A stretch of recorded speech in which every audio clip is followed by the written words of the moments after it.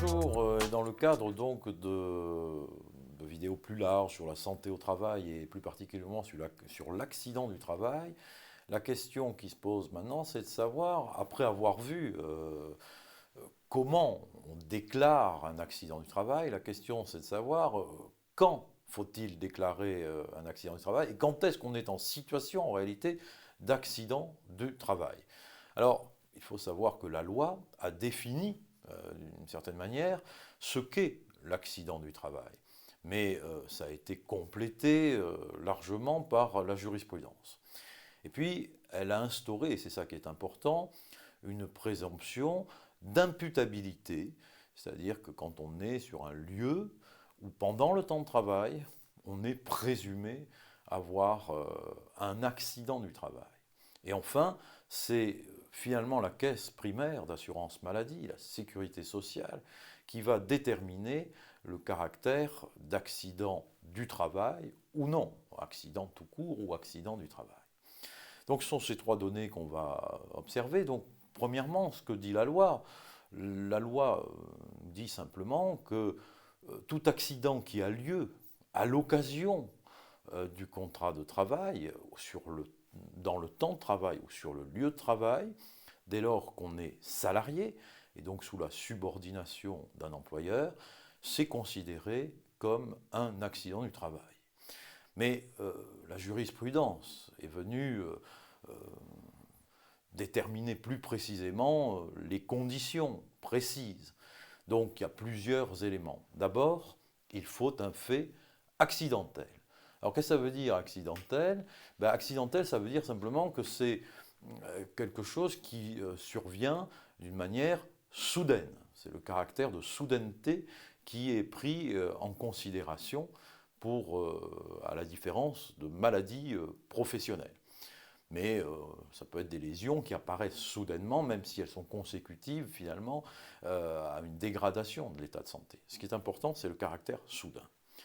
Deuxième caractère important, c'est qu'il est date certaine, justement pour qu'on puisse le relier avec l'exécution du travail, en son temps et en son lieu de travail.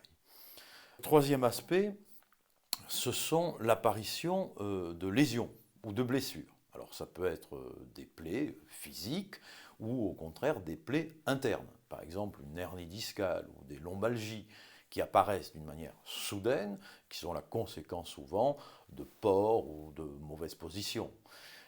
De ce point de vue-là, des traumatismes, j'allais dire même psychologiques, comme l'apparition d'une dépression, a pu être considérée comme un accident du travail dès lors qu'elle est apparue subitement, par exemple, à l'issue d'un entretien professionnel, par exemple. Donc ça a été reconnu comme accident du travail. Ce sont là des notions qui sont appréciées au cas par cas par la jurisprudence.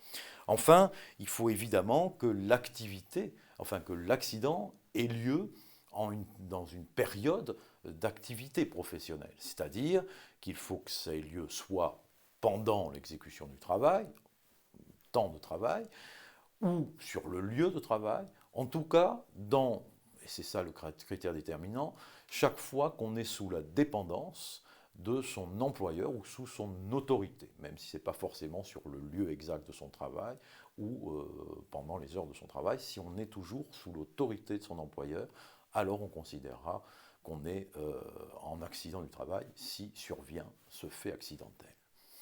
Donc voilà les conditions très grosso modo tracées. Et ça implique quoi? Ça implique donc une présomption d'imputabilité. C'est-à-dire que dès lors que le salarié peut établir la matérialité de ces faits, en disant voilà, sur mon lieu de travail, pendant mon temps de travail ou sous la subordination de mon employeur, m'est arrivé un accident, et qu'on arrive à le prouver, à ce moment-là, il y a une présomption qui fait penser que ça sera forcément un accident de travail. Alors cette présomption, elle n'est pas absolue.